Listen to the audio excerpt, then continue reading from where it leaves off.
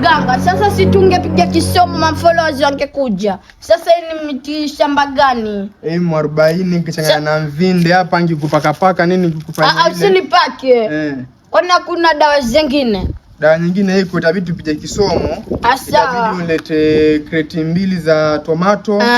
Vigunia vili vya 25 vya kishori. Hiyo naijua vizuri sana. Ulete na tomato kreti 1. Kamo? Ulete bizari zile dawa za sema kama ataka kuozeshwa tukuoze ama. Umekucha. Kafollow ama utaki? Wewe bado tu tukulete sepetuko na Maulidi Juma fanya harusi. Sasa mchele mafuta uto.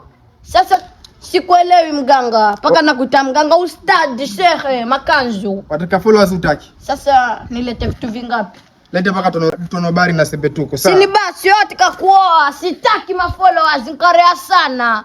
Pesa zangu mnataka mzile, usinifuate. Wasemaje sasa hiyo shughuli? Sitaki tena. Kwa hiyo ninakosa. Sema tu tukuchangie sisi ufanye harusi. Basi nilete hiyo mbuzi 2 peke yake zatosha. Sawa.